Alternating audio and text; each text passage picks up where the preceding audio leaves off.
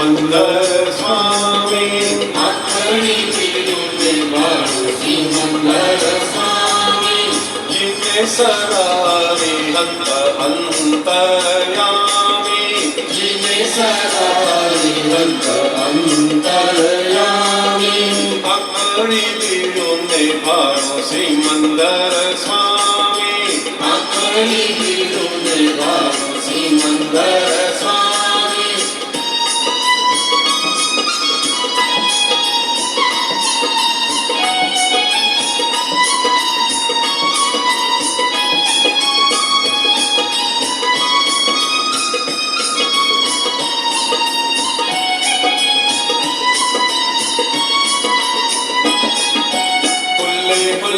पुण्योत्तम श्री यशनामी पुण्योत्तम श्री यशनामी विश्वथानक तपानिक निरागी विश्वथानक तपानिक निरागी मनोवती मोती हीरा मोनिंदा श्रोतांगी मनोवती मोती हीरा मोनिंदा श्रोतांगी स्वप्ननक परिणामे परमोपकारी स्वप्ननक परिणामे परमोपकारी आखरी बिरुदे बाळू सिमंदर स्वामी आखरी बिरुदे बाळू सिमंदर स्वामी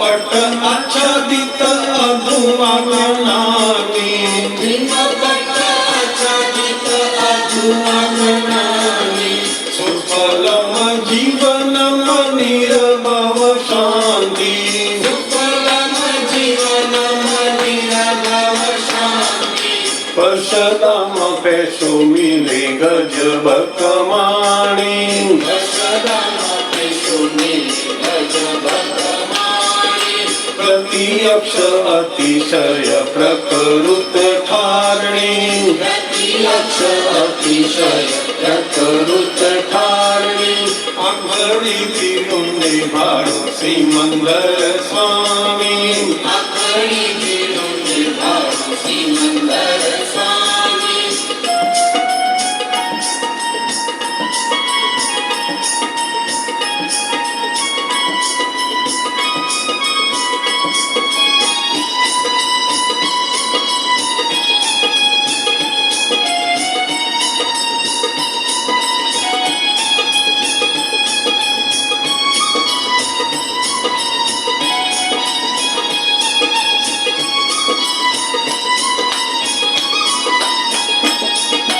मधुरम अधरती बरसत पाणी मधुरम अधरती बरसत पाणी हरदम शीतलम ध्वनियो गाणी हरदम शीतलम ध्वनियो गाणी दर्शन करवानी त्रिभुवन व्यासी दर्शन करवानी त्रिभुवन प्यासी दुर्लभे सुलभम दादाजीनी साक्षी दुर्लभ सुलभम दादाजीनी साक्षी आखरी बिरुदे बाळू सिमंदर स्वामी आखरी बिरुदे बाळू सिमंदर स्वामी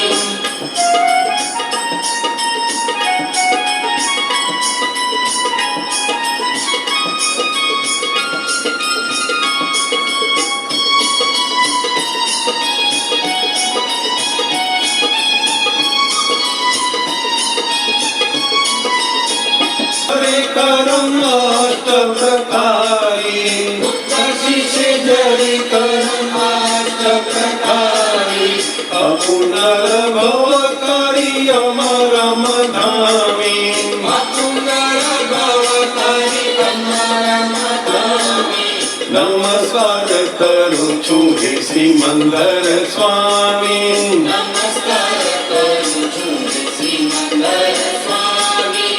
ચક્ષુ મગુ દાની સરસત પત સંધાની. ચક્ષુ મકુદાની સરસત સંધાની.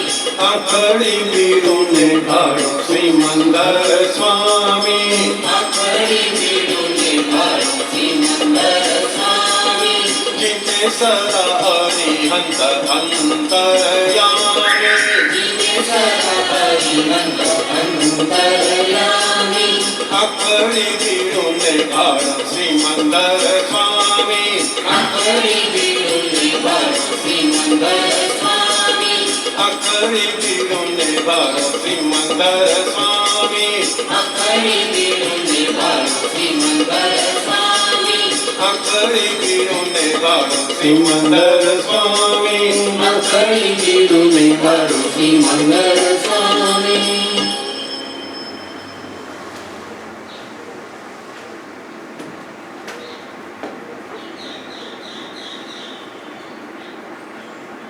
જય સચ્ચિદાનંદ. જય સચ્ચિદાનંદ. કવિરાજનું ખૂબ સુંદર પદ સાંભળ્યું આપણે. આખડી બીડુને ભાડું સિમંદર સ્વામી. આંખ બંધ કરીએ અને સૌથી વધારે આપણને જે પ્રિય હોય આપણા હૃદયમાં જેનું નિધિધ્યાસન હોય એ આપ મેળે જ દેખાય. જેવી આંખ બંધ કરો તમે એટલે તમને જે દેખાય એ જે તમારા હૃદયમાં જેનું સ્થાન હોય એ દેખાયા વગર રહે જ નહીં. કવિરાજ ખૂબ સુંદર આપણને એમના પદ્યની અંદર એક તો આપણા હૃદયમાં જેનું સ્થાન હોય એ આપણને દેખાય અને બીજું કે મિથ્યાત્વ એટલે કે અજ્ઞાનમાંથી આંખ બંધ થાય ત્યારે જ એ સિમંદર સ્વામીના જીનેશ્વર અરિહંત ભગવાનના આપણે દર્શન કરી શકીએ. તીર્થંકર સ્વરૂપે સિમંદર સ્વામી આજે વર્તમાનની અંદર મહાવિદ્ય ક્ષેત્રની અંદર વિચરી રહ્યા છે. દાદા ભગવાને આપણને જે વિજ્ઞાન આપ્યું છે એ વિજ્ઞાન એક અવતારી જ્ઞાન છે. એક અવતાર તો થયા વગર મોક્ષે જવાય જ નહીં. કારણ કે અહીંયાનો જે કાળ છે પંચમ કાળ, દુષ્મ કાળ અહીંયા ચાલી રહ્યો છે, જેને કળિયુગ પણ કહે છે. આ કાળની અંદર આ ક્ષેત્રમાંથી મોક્ષે જઈ શકાય નહીં એવું શાસ્ત્રોએ, તીર્થંકરોએ એનું વાણીમાં ભાખ્યું કે આ ક્ષેત્રની અંદરથી, ભરત ક્ષેત્રમાંથી પાંચમા આરાની અંદર ડાયરેક્ટ મોક્ષે જઈ શકાશે નહીં. એટલે દાદા ભગવાનના નિમિત્તે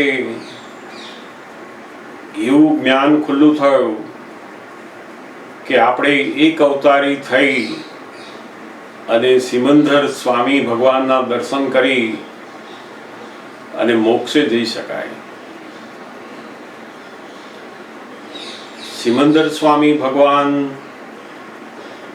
એ આજે મહાવિદ્ય ક્ષેત્રની અંદર પોતે કેવળ જ્ઞાન સહિત વિચરી રહ્યા છે. જે લોકો જૈન છે એમને તો તીર્થંકરો વિશે ઘણી બધી વાતો ખબર હોય, પણ જે લોકો જૈન નથી, બીજા ધર્મની અંદર આવેલા છે, એ લોકોને આ તીર્થંકર ભગવાન વિશેનું જ્ઞાન સામાન્યપણે ઓછું જોવા મળે. તીર્થંકર ભગવાનને જીનેશ્વર તરીકે ઓળખાય છે અને બધા જ તીર્થંકર ભગવાન એ મૂળ વિતરાગ ભગવાન છે.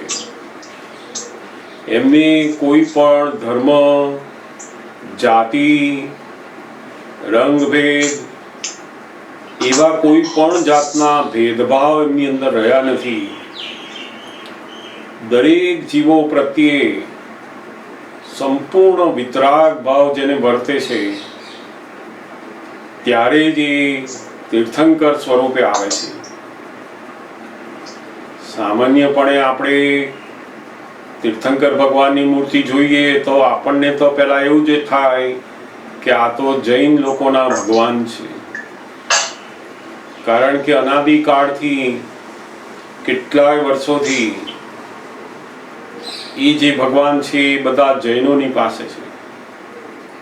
એટલે આપણી અંદર પણ એવી દ્રઢ શ્રદ્ધાઓ બેસી ગઈ કે આપણા તો કૃષ્ણ ભગવાન, આપણા તો શિવ ભગવાન, અને આ જે તીર્થંકરો છે એ બધા જૈનોના ભગવાન છે, વાણિયાઓના ભગવાન છે, એવું આપણા મનમાં પણ ફિટ થઈ ગયેલું.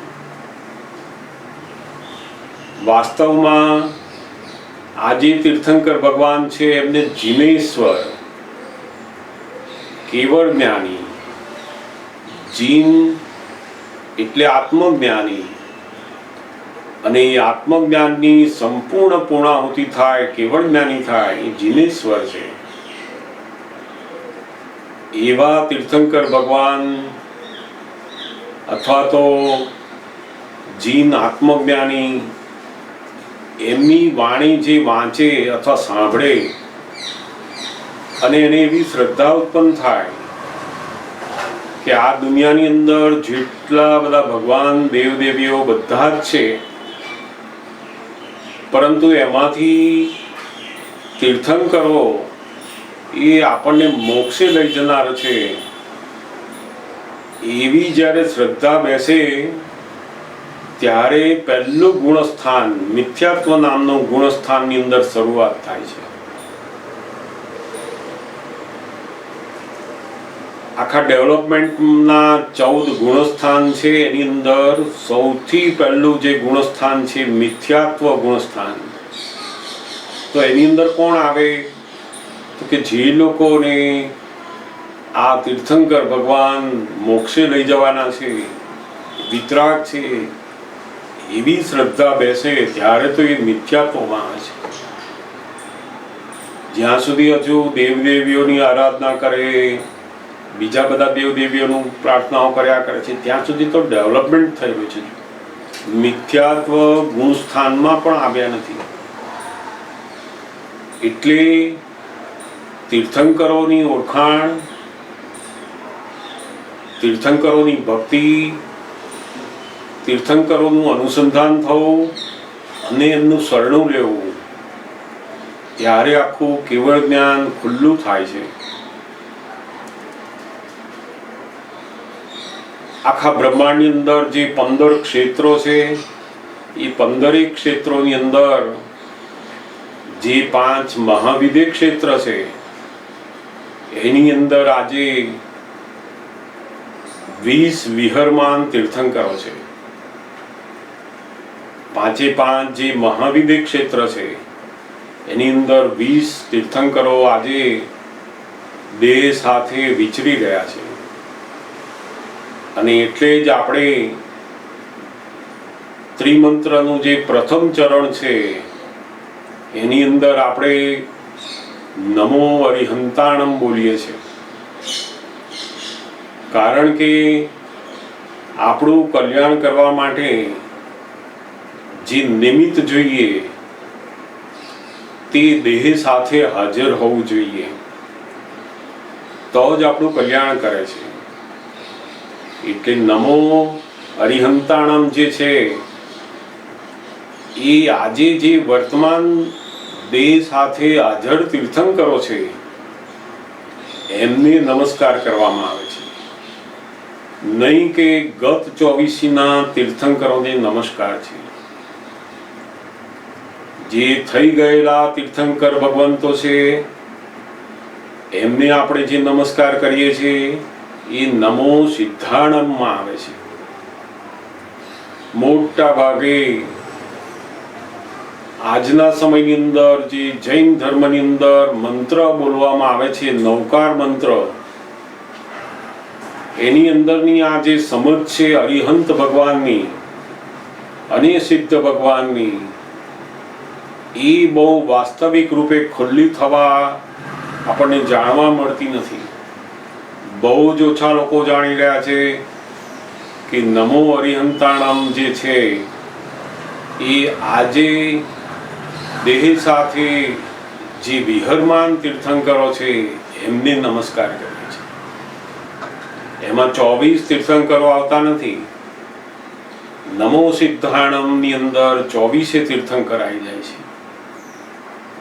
એટલે આ જે આપણી સમજ એકદમ યથાર્થ થવી અને પછી આપણે તીર્થંકર ભગવાનની ભક્તિ ઉત્પન્ન થવી, એ બહુ જ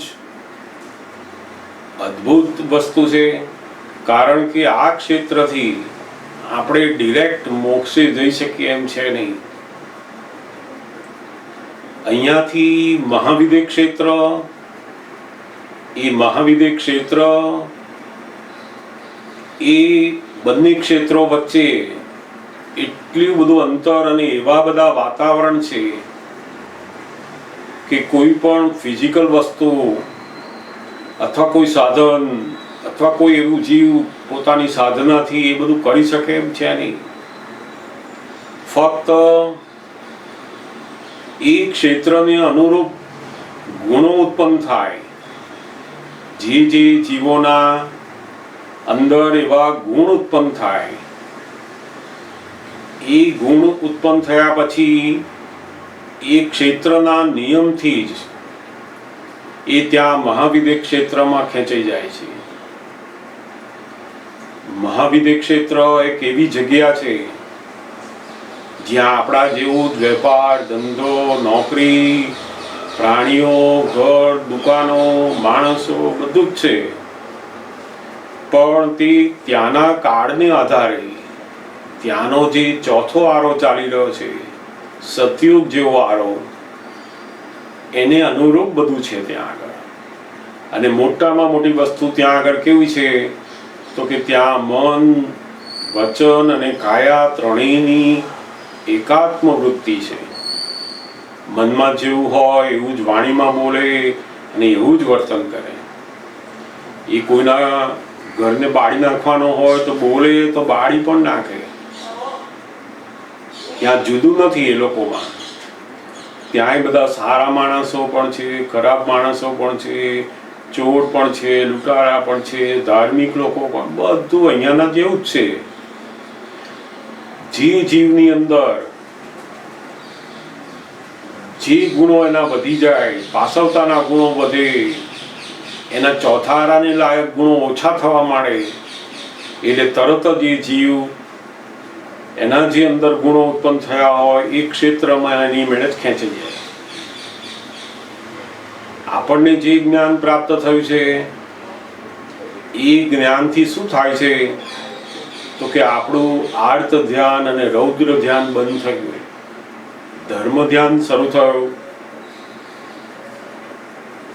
કોઈ પણ નિમિત્તે આપણને અંદર કંઈ પણ દુઃખ થાય તો તરત જ એમાં આપણે આપણી ભૂલ જોઈએ છીએ. કંઈ પણ વસ્તુ બને છે તો આપણે એની અંદર આર્ત ધ્યાન થતું નથી, બીજાને દુઃખ આપવાના ભાવ થતા નથી.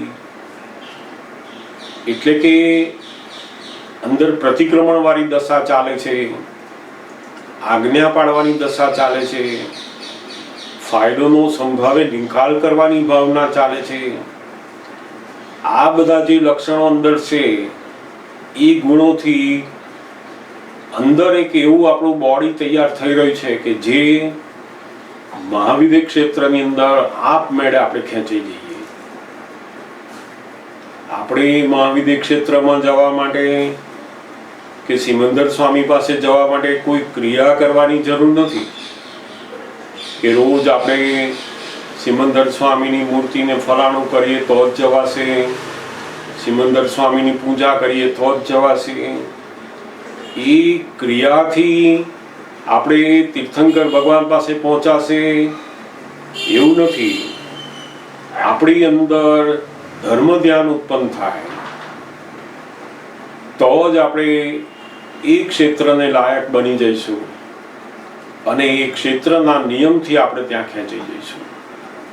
એટલે દાદા ભગવાન કહેતા ને જે 5 આજ્ઞાઓ આપી છે એ 5 આજ્ઞાથી તમારી અંદર આખું ચોથા આરાને લાયક એક બોડી તૈયાર થાય છે. તમારો નવો જન્મ તમે અંદર જ તૈયાર કરી રહ્યા છો અને એ તમને સિમંદર સ્વામી પાસે લઈ જશે એની મેરેજ. અને જેવા ત્યાં જાઓ છો એટલે તમારી અંદર બધું તૈયારી થઈ ગઈ છે આખી. કારણ કે અહીંયાના બધા જ હિસાબો તમે પૂરા કર્યા એટલે ભરત ક્ષેત્રના હિસાબો પૂરા થઈ ગયા અને જોડે જોડે આપણે મહાવિદ્ય ક્ષેત્રના તીર્થંકર ભગવાન સાથેના સંબંધો આપણે જોડીએ છીએ. આપણે આરતી કરીએ છીએ, આપણે સિમંદર સ્વામીને નમસ્કાર કરીએ છીએ. એનાથી શું થાય છે તો કે આપણે ભગવાન સાથેના સંબંધોને જોડીએ છીએ હવે. એટલે અહીંથી બધું દાદા ભગવાન આપણને એટલું સરસ તૈયાર કરી આપે છે કે અહીંયા સંબંધોનો બધો હિસાબોનો નિકાલ અને સિમંદર સ્વામી તીર્થંકર ભગવાન સાથેનો ઋણાનુબંધ આ બંને આપણને કરી આપે છે. એટલે જેવા ત્યાં ગયા આપણે એટલે તરત જ આપણને સિમંદર સ્વામીના દર્શન કર્યા કે કેવળ જ્ઞાન ખુલ્લું થઈ જાય. અહીંયાથી જ આપણને આ જ્ઞાન થકી એટલી બધી તૈયારી અંદર થઈ જાય છે કે ત્યાં જતા જ 360 ડિગ્રીના ભગવાનને જોતા જ આપણું કેવળ જ્ઞાન ખુલ્લું થઈ જાય છે. કારણ કે તીર્થંકર ભગવાન એ સંપૂર્ણ 360 ડિગ્રીના આખા બ્રહ્માંડનું શ્રેષ્ઠતમ પુણ્ય એમનું હોય છે. એમનું જ્યારે વર્ણન તમે સાંભળો તો તમને નવે લાગે. ઇન્દ્રો કરતા પણ સૌથી વધારે પુણ્યશાળી હોય છે. એટલે જ કવિરાજે પદમાં લખ્યું ને કે આખું ત્રિભુવન જેના દર્શન માટે પ્યાસુ હોય છે. આખું ત્રિભુવન, ત્રણેય લોક, સ્વર્ગ, નર્ક અને આ મનુષ્ય લોક, ત્રણેય લોકના દરેક જીવો એ તીર્થંકર ભગવાનના દર્શન થાય એના માટે તો એટલી બધી એની ભાવના અંદર હોય છે. પણ એ ક્યારે થાય તો કે કોઈ પણ ક્રિયાથી ના થાય. લાખો ક્રિયાઓ લોકો મંદિરોમાં મૂર્તિઓ પાછળ જઈને કરે છે. પણ દાદા ભગવાને કહ્યું કે જ્યાં સુધી આર્ત ધ્યાન અને રૌદ્ર ધ્યાન છે ત્યાં સુધી ચોથા આરાને લાયક તમે થતા જ નથી ગુણો અંદર અને એ ક્ષેત્રમાં જવાતું નથી. ત્યાં ક્યારે જવાય તો કે આર્ત ધ્યાન અને રૌદ્ર ધ્યાન બંધ થાય ત્યારે જે ચોથા આરાને લાયક થાય છે અને પછી એ જીવ એ ક્ષેત્રના નિયમથી ત્યાં ખેંચી જાય છે.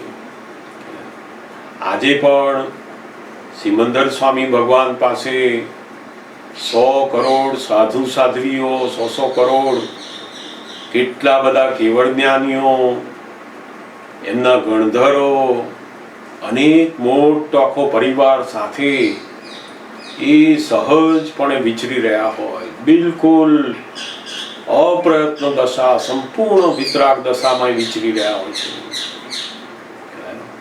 અને એમની વાણી એ તો એટલી બધી અતિશય વાળી હોય છે, એટલી બધી આશ્ચર્યજનક, એટલી બધી મધુર હોય કે પોતે પોતાનું ભાન પણ ભૂલી જાય. સાંભળતા સાંભળતા ખાવાની વાત, પીવાની વાત બધું ભૂલી જાય પોતે. અને એની અંદર એટલા બધા અહિંસક પરમાણુઓ હોય છે કે એમની પરસદા એટલે કે સમોવસ્ત્રણ રચાય. દેવ લોકો એમનું આખું સમોવસ્ત્રણ રચે, એટલે કે બધા જીવો, જુદી જુદી જાતના જીવો, દરેક કેટેગરીના જીવો એમને સાંભળવા આવે અને દરેક જીવને પોતાની ભાષામાં એમની વાણી સમજાતી જાય. એ આખું સમોવસ્ત્રણ એ દેવ લોકો આખું રચના કરે એની, અને ભગવાનની જે વાણી ત્યાં વહ્યા જ કરે. એમને બોલવાનું જ ના હોય, વહ્યા જ કરે એકદમ જેમ કેવું પાણી એમ વહેતું હોય એની માટે એવું વહ્યા જ કરે બિલકુલ. અને એટલી બધી મધુરી હોય. ત્યાં પ્રાણીઓ, હિંસક પ્રાણીઓ પણ પોતાની હિંસક ભાવ પણ ખલાસ થઈ જાય એનો. વાઘ અને બકરી બંને જોડે ઉભા હોય તો એ વાઘ એને મારે જ નહીં, મારવાનો ભાવ જ જતો રહે. તીર્થંકર ભગવાનનું જે વાતાવરણ હોય એટલું બધું અદ્ભુત હોય કે એની વાત જ ના કરાય. એટલે એવા તીર્થંકર ભગવાન સાથેનું અનુસંધાન આપણને દાદા ભગવાને કરી આપ્યું છે. આપણે સિમંદર સ્વામી ભગવાનની ઓળખાણ કરીને એવા ભાવથી જ્યારે આપણે એમને ભજીએ, એવા ભાવથી એમને નમસ્કાર કરીએ, અને દાદા ભગવાને તો આપણને જ્ઞાની પુરુષના માધ્યમ થ્રુ નમસ્કાર પહોંચાડવામાં આવે છે, એટલે અવશ્ય ત્યાં પહોંચે છે. આપણે જ્યારે નમસ્કાર વિધિમાં બોલીએ છીએ પ્રત્યક્ષ દાદા ભગવાનની સાક્ષીએ, એટલે શું તો કે દાદા ભગવાન થ્રુ, જ્ઞાની પુરુષ થ્રુ આ નમસ્કાર એ તીર્થંકર ભગવાનને પહોંચી જાય છે. એટલે બહુ દાદા ભગવાન કહેતા ને તમે નમસ્કાર બોલો છો, એ ભગવાન પોતે અહીંયા બેઠેલા હોય અને તમે નમસ્કાર કરો, જેટલું ફળ મળે એટલું જ ફળ તમને અહીંયા બેઠા બેઠા આ પ્રત્યક્ષ દાદા ભગવાનની સાક્ષીએ બોલો તો પહોંચી જાય છે. એટલું જ ફળ અહીંયા મળે છે તમને. એટલે બહુ જ આ ગજબનું તીર્થંકર ભગવાન સાથેનું આપણને અનુસંધાન મૂકી આપ્યું છે, એમની ભક્તિ મૂકી આપી છે. એ કોઈ જૈન નથી, એ કોઈ વૈષ્ણવ નથી, એ કોઈ શિવ નથી, એ કોઈ વિતરાગ, એ દરેકના ભગવાન છે. એ કોઈ સંપ્રદાયના જ ભગવાન છે એવું નથી, પણ કાળક્રમે એ બધી સમજ ભૂલાઈ ગઈ અને કેટલા વર્ષોથી એવું માનવામાં આવતું ગયું કે આ તો જૈનોના ભગવાન, તો બધા એવું માનતા થઈ ગયા. ખરેખર આ બધા જ ધર્મોની જે ઉત્પત્તિ છે એ પણ ઋષભદેવ ભગવાનથી જ શરૂઆત થાય છે. આજના સમયની અંદર જેટલી ભાષાઓ, ધર્મો, વિદ્યાઓ, એની બધાની જે શરૂઆત છે એ આદિ તીર્થંકર ઋષભદેવ ભગવાનથી શરૂઆત થાય છે. એટલે તીર્થંકર ભગવાન એ તો બધા જ ધર્મોનું ખરેખર મૂળ કહેવાય છે, જેની અંદરથી આ જગતની બધી વિદ્યાઓ, ભાષાઓ, જ્ઞાન, ધર્મો બધું ઉત્પન્ન થાય. પણ એ આપણે બધા જેમ જેમ સમય જાય છે એમ એ ભૂલી જઈએ છીએ, અને ધીમે ધીમે આ પંથ સંપ્રદાયો શરૂ થાય, એમાં ભેદ પડતા જાય ને પડતા એ તીર્થંકર ભગવાનની જે વાસ્તવિકતાઓ છે એ ભૂલાઈ જાય છે બધી.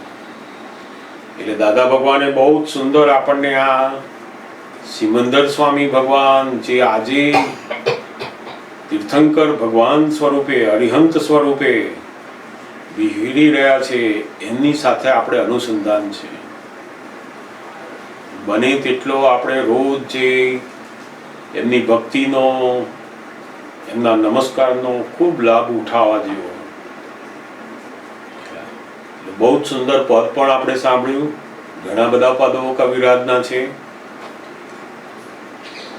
અને દાદા ભગવાને તો આખા જગતના કલ્યાણ માટે આખું ત્રિમંદિર, આખું જેની અંદર સિમંદર સ્વામીને પણ બેસાડ્યા, કૃષ્ણ ભગવાન અને શિવ ભગવાન. આ ત્રિમંદિર બનાવવા પાછળનો મુખ્ય આશય જ એમનો એ હતો કે જગત આખું મતભેદમાંથી બહાર આવે. આ મારું, આ તારું, અહીં જવાય, અહીં ના જવાય, આમનું સંભળાય, આમનું ના સંભળાય. આ મતભેદ જ્યાં સુધી છે ત્યાં સુધી વિતરાગના માર્ગમાં પ્રગતિ થઈ શકે જ નહીં. પછી ગમે તે હોય, જ્યાં સુધી એની અંદર કોઈ પણ રીતે મતભેદ છે ત્યાં સુધી એ વિતરાગ માર્ગની અંદર પ્રગતિ કરી શકે જ નહીં. એટલે દાદા ભગવાને પણ આ ત્રિમંદિર પાછળનો આશય એક જ છે. એમને કઈ આ જગતમાં આશ્રમ, મંદિર એ બધું કઈ બનાવવાની ઈચ્છા નહોતી. જ્ઞાની પુરુષ તો આશ્રમ બનાવે જ નહીં. એ કે હું ક્યાં આ બધો શ્રમ કરું કે છે. એ તો મંદિર પણ બનાવે નહીં ને આશ્રમે ના બનાવે. એ તો કહેતા હું તો દરેક માણસોના ઘરને મંદિર બનાવવા માંગુ છું કે છે. એટલે એને પછી રોજ મંદિરે આટા ફેરા કરવા જ ના પડે કે છે. એટલે દાદા ભગવાન એ આ મંદિર જગતના કલ્યાણ માટે બનાવ્યું છે. અને એનો મુખ્ય હેતુ શું છે પાછળ? તો કે બિલકુલ મતભેદમાંથી બહાર નીકળે જગત. જો આપણે આ મંદિર બનાવીને મતભેદમાં પડીએ તો આખું હેતુ જ ભૂલાઈ જાય. જ્ઞાની પુરુષ નો જે હેતુ છે એ હેતુ સચવાય એવા કાર્ય જગત કલ્યાણમાં યોગ્ય છે. બાકીના જે કાર્યો છે એ આપણી સમજથી, આપણી બધી માન્યતાઓથી શરૂ કરીએ છીએ આપણે. એટલે આ બહુ મોટો હેતુ એ આ ત્રિમંદિર બાંધવાનો હતો એમનો. અને તે પણ એમણે તો કહ્યું હું બનાવતો નથી, હું તો જગતને શું કરવા જેવું છે એ મેં આ જગતને કહ્યું છે. લોકોને કરવું હોય તો કરે, ના કરવું તો નહીં. અમારે કોઈ એવી ઈચ્છા હોય નહીં કે છે.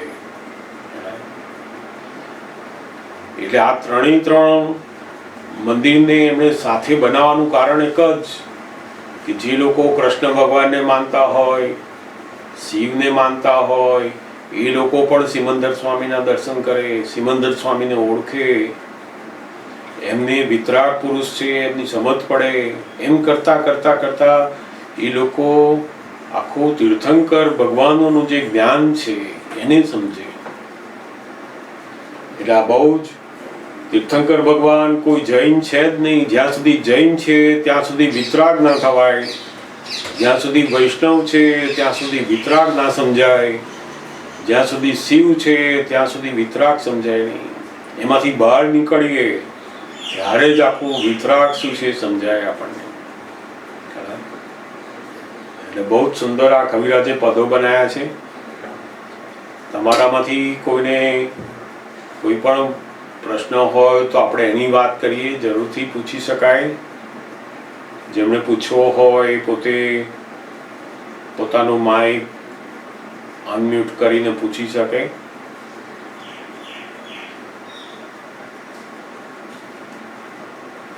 હા પૂછો. વર્ષદામાં પૈસો મિલે ગજબ કમાણી. ગજબની કમાણી. એ સમજાવો. પરસદા એટલે આ સમૂહ વસ્ત્રણ જે છે ભગવાન નો જે સત્સંગ ચાલતો હોય, જે વાણી નીકળતી હોય એમની, એ દેવ લોકો આખું સમૂહ વસ્ત્રણ રચે. એનું મોટું આપણે ઘણી વાર જૈન મંદિરોમાં જઈએ ને તો જોવામાં મળે તમને, આમ એક રાઉન્ડ વાળું આખું હોય, એક રાઉન્ડ, નીચે એના ઉપર બીજો રાઉન્ડ, ત્રીજો રાઉન્ડ, એવી રીતે ઠીક ઉપર હોય ત્યાં કલ્પવૃક્ષ હોય ને ત્યાં ભગવાન બેઠેલા હોય. એ આખી જે રચના છે એમાં જુદા જુદા જીવોનું બેસવા માટેની આખી ગોઠવણી દેવ લોકો રચી રહી હોય. એમાં પ્રાણીઓ પણ હોય, દેવ લોકો પણ હોય, સાધુ સાધ્વીઓ હોય, શ્રાવકો હોય, બધા જ લોકો હોય. એમાં એ આખી પરસદા કહેવાય. એટલે આમ જેવું અંદર તમે બેસો અને બેસતા જ એની કમાણી શરૂ થઈ જાય. એ પરસદાનું એવું વાતાવરણ એવું હોય તો ઓહો, પરસદામાં બેસો ને ગજબની કમાણી થઈ જાય. એટલે બહુ જ કમાણી એટલે શું તો કે તમને આત્માની જાગૃતિની અંદર એકદમ વધારો થવા માટે એની મેળે છે. અંદરની કમાણી, આત્માની કમાણી, એટલો બધો આનંદ આનંદ આનંદ શરૂ થઈ જાય કે ક્યારેય આપણે જોયો જ ના હોય. ભગવાનનું એવું વાતાવરણ, એમનું એવું લાવણ્ય, એમનું જે શરીર હોય એ તો એટલું બધું લાવણ્ય વાળું હોય. ભગવાનને રૂપ ના હોય. આ માણસોને દેવોને બધાને રૂપ હોય, ભગવાનને રૂપ ના હોય, લાવણ્ય હોય. અને લાવણ્ય એટલે એમની આંખોમાં જુએ ને તો જાણે એટલા બધા આનંદની અંદર તરબોળ થઈ જાય કે એને કશું બીજું દેખાય જ નહીં. એટલું બધું અદ્ભુત એમનું ચરમ શરીર, છેલ્લામાં છેલ્લું એ શરીર હોય. એટલે એનું જે વાતાવરણ હોય એ તો એટલું અદ્ભુત હોય. કોઈ પણ જીવ ત્યાં બેસે એને અંદરનો આનંદ શરૂ થઈ જાય એની મેળે. અને આ જે અંદરનો આનંદ શરૂ થવો એ જ બતાવે છે કે આનું જે વાતાવરણ છે એ દિવ્ય વાતાવરણ છે, જ્યાં કોઈ વસ્તુની જરૂર નથી, ત્યાં મનની કોઈ જરૂર નથી, કશાય નહીં. પણ ખરેખર અંદર હૃદયનો આનંદ શરૂ થાય ત્યાં જાણી જાઓ કે દિવ્ય વાતાવરણ છે અને ત્યાં કંઈક પણ ભગવાનની સાચી વાત છે, સાચું સ્વરૂપ છે. દરઅસલ ભગવાનની કૃપા છે. ત્યાં આનંદ ઉપરથી જ ખબર પડે. આ બધી આપણી ભગવાનને સમજવાની એટલી બધી શક્તિઓ આપણી પાસે નથી, કોઈ પણ જીવો પાસે. એને ખબર કેવી રીતે પડે તો એની અંદર જે આનંદ પ્રગટ થાય, બાળકને, યુવાનને, વૃદ્ધોને, પ્રાણીઓને, દરેક દેવલોકોને પણ બધાને જે આનંદ અંદર ઉત્પન્ન થાય એ આનંદથી એને ખબર પડે. એટલું બધું લાવણ્ય, 500 ગાંવ સુધી તો એમનું જે વાતાવરણ હોય એની અંદર એક પણ જીવ ભૂખ્યો ના રહે, એક પણ જીવને દુઃખ ના રહે. ભગવાનની હાજરીથી જ એટલું બધું હોય ત્યાં. તો તીર્થંકર ભગવાન તો આખા બ્રહ્માંડનું શ્રેષ્ઠતમ પુણ્ય જેની પાસે પડી હોય, ઇન્દ્રો પણ જેને નમસ્કાર કરતા હોય, કેટલું અદ્ભુત પુણ્ય એ તો. એટલે એવી પરસદા જ્યાં ભગવાનનો સત્સંગ, એટલે આ જે દેશના ચાલતી હોય ત્યાં આગળ તમે જેવા બેસો કે તમારી અંદરની કમાણી શરૂ થઈ ગઈ. તમારું કેવળ જ્ઞાન ખુલ્લું જ થતું જાય તરત જ ત્યાં આગળ. અને જે જીવો જ્ઞાનથી તૈયાર થયેલા હોય એમને તો એક જ વાર જોયા કે ખુલ્લું થઈ જાય તરત. એમને તો બહુ ત્યાં સાંભળવાનું, બેસવાનું, ત્યાં જોયા નથી કે એનું પોતાનું આખું કેવળ જ્ઞાન ખુલ્લું થઈ જાય. કારણ કે તૈયાર થયેલા જીવો હોય અહીંયાથી. એટલે દાદા ભગવાન તમે લોકો તો અહીંયાથી ગયા એટલે દાદા ભગવાનના નિમિત્તે તમે બધું અંદર તૈયાર થઈ ગયું છે હવે. એટલે જે એવા દર્શન થયા કે તમારું કેવળ જ્ઞાન ખુલ્લું થઈ જાય છે. એટલે કોકને 1 અવતાર, 2 અવતાર, 4 અવતાર બહુ થઈ ગયા. 4 અવતારમાં તો એનો નિવેડો લાવી જાય. આ જ્ઞાન જ એવું છે. કારણ કે તમને આર્ત ધ્યાન અને રૌદ્ર ધ્યાન બંધ થઈ ગયા અને ધર્મ ધ્યાન ઉત્પન્ન થયા. ધર્મ ધ્યાન એટલે શું તો કે તમારું એવું પુણ્ય ઉત્પન્ન થાય છે એનાથી કે તમે તીર્થંકર ભગવાન પાસે બેસી શકો. એવું પુણ્યની અંદર ઉત્પન્ન થાય છે. પુણ્યાનુબંધી પુણ્ય. અને તે પણ કેવું તો કે તીર્થંકર જોડે અનુસંધાન વાળું. આપણે રોજ જે સિમંદર સ્વામીને નમસ્કાર કરીએ છીએ, આ એમના પદો ગઈએ છીએ, આરતી કરીએ છીએ, આ બધું શું છે તો કે અનુસંધાન થાય છે એમની જોડે. આપણે કોઈને કોઈ રીતે એમની જોડે ઋણાનુબંધ બાંધી રહ્યા છે. અને એ ઋણાનુબંધ તમે જેની જોડે બાંધો હોય ત્યાં તમને એની મેળે જ જતું રહેવાશે. સમજાય ને? એટલે આ પરસદામાં પૈસો મિલે ગજબની કમાણી. કેવળ જ્ઞાન પ્રગટ થઈ જાય એ કમાણી તમારી.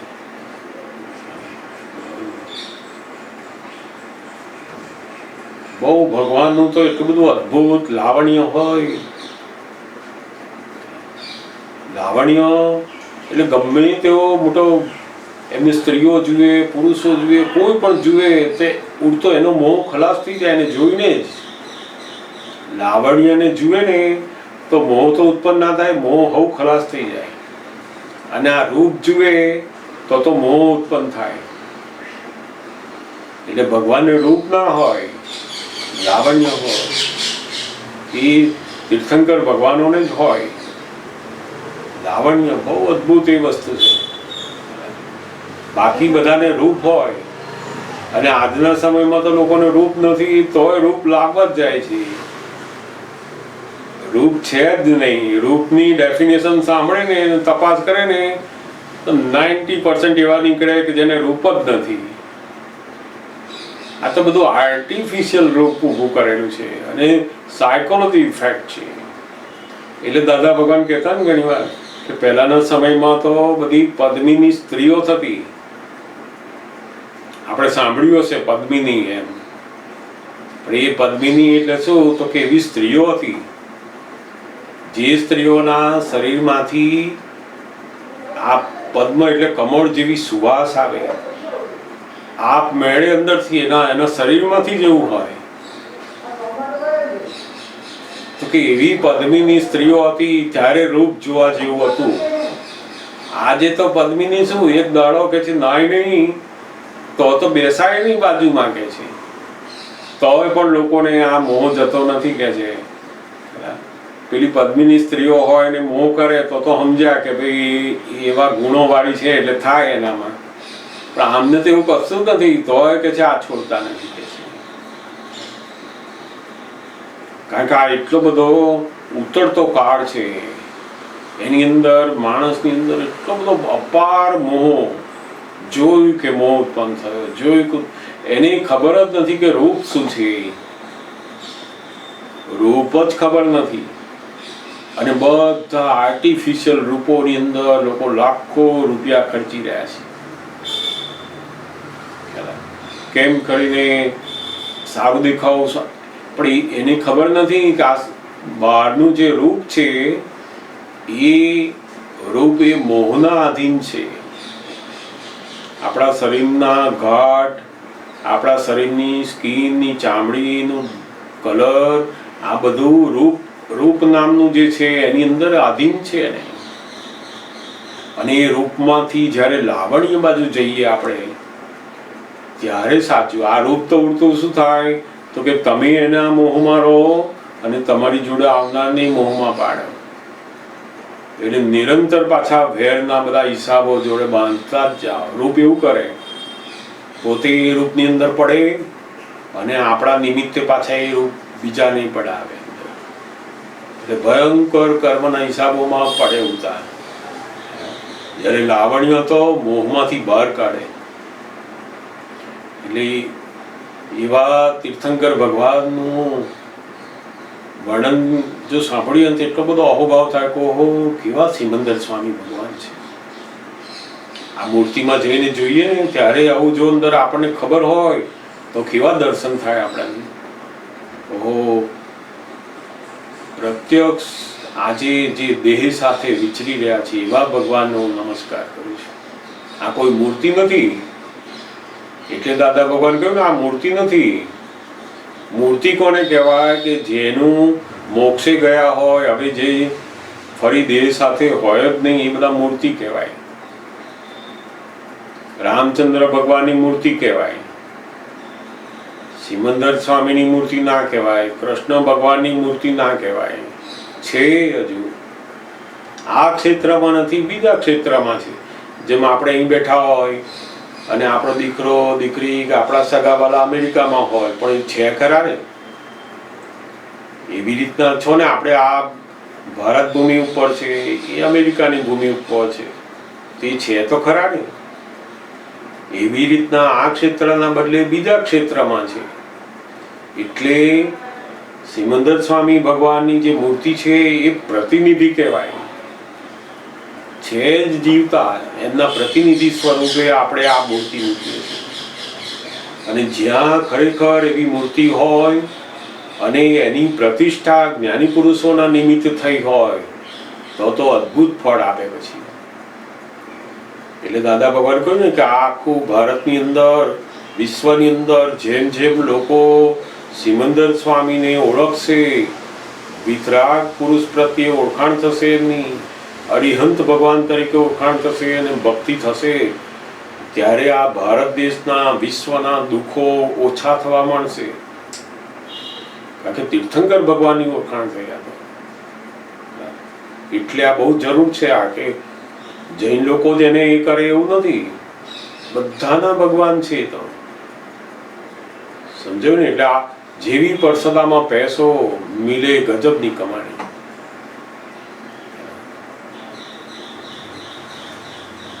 સમજાયું ને. પૂછજો, બીજી વાતો પણ પૂછજો બધી.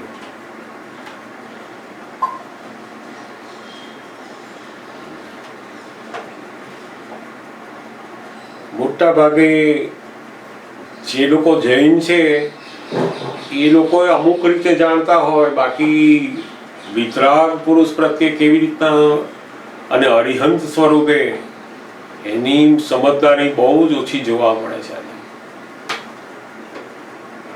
આપણે બધા પણ મોટા ભાગે વૈષ્ણવ ધર્મમાંથી, શિવ ધર્મમાંથી આવેલા છે અને એમાં આપણને આ સિમંદર સ્વામીની ઓળખાણ થઈ છે અને બધા જોઈને એવું જ કે આ તો જૈન લોકોના ભગવાન.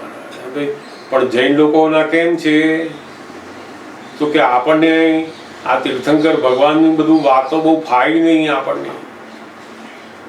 આ 24 કરવાનો, સૂર્યાસ્ત પહેલા જમી લેવાનું, આ નહીં ખાવાનું, આ નહીં ખાવાનું, તે આપણને તો બધું ફાવ્યું નહીં.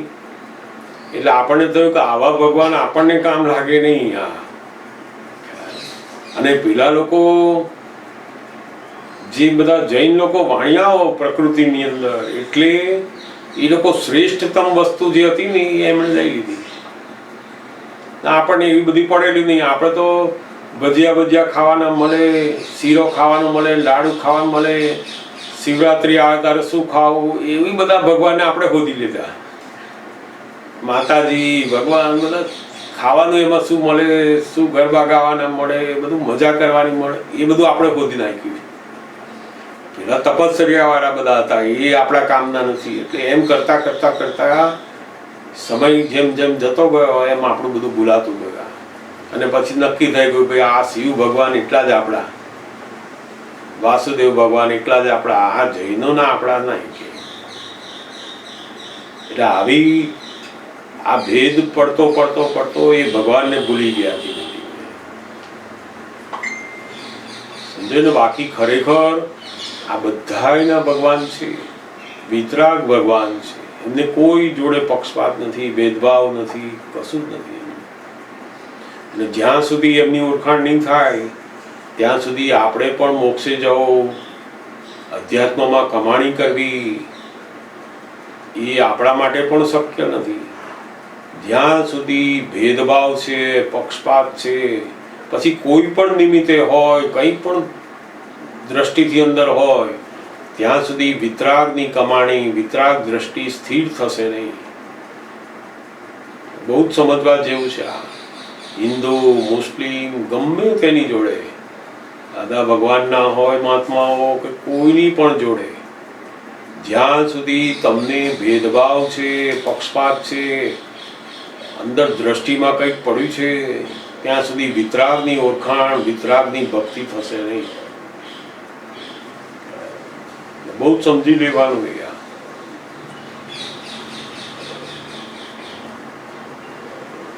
પૂછજો, બીજી વાતો પણ બધી પૂછજો.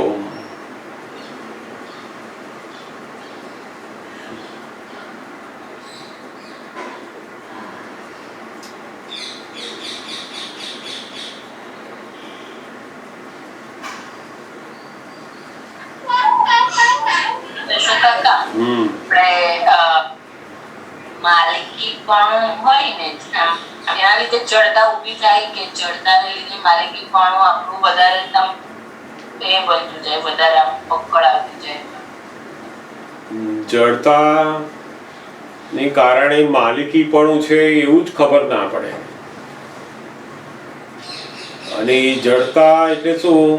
એવું તો ખબર પડે ને શું કાકા કે આપણી જડતાને કારણે જ આપણું માલિકીપણું આપણે પકડી રાખીએ. નહીં તો ઓછી જડતા છે એટલે એટલી ખબર પડી.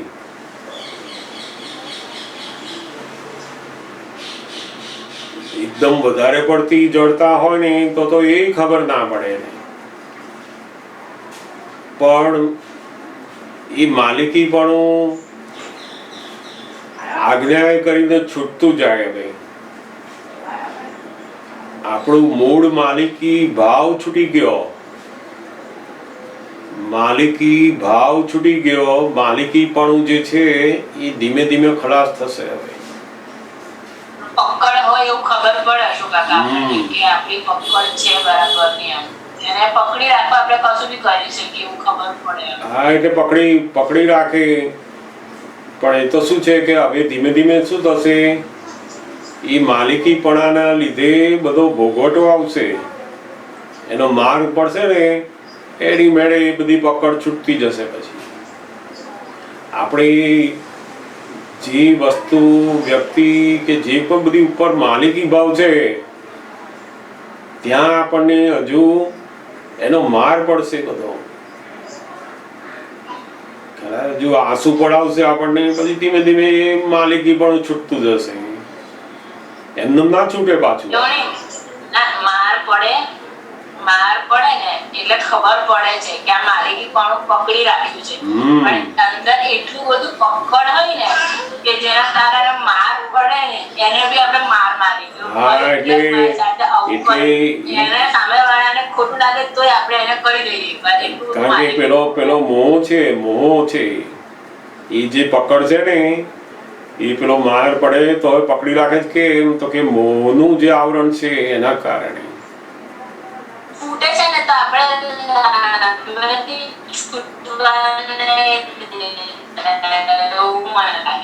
હા, એટલે પેલો મોહની ગ્રંથિ છે ને એ ગમે તેટલું આપણને ઊંધું ના ગમતું કરે, બોલે, ગમે તે કરે, થોડીક વાર થાય ને એટલે પાછું ભૂલી અને પાછું પેલું માલિકીપણામાં આવીએ પાછા. એટલે આવું તો કેટલા અવતારથી આ બધું ચાલ્યા જ કરતું હોય છે. કારણ કે આપણે માલિકીપણાનો જે માર પડે છે ને, પણ એ માર આપણને યાદ રહેતો નથી. આપણે થોડીક વાર થાય ને, અડધો કલાક, 1 દિવસ, 2 દિવસ, 5 દિવસ ભૂલી જઈએ પાછા.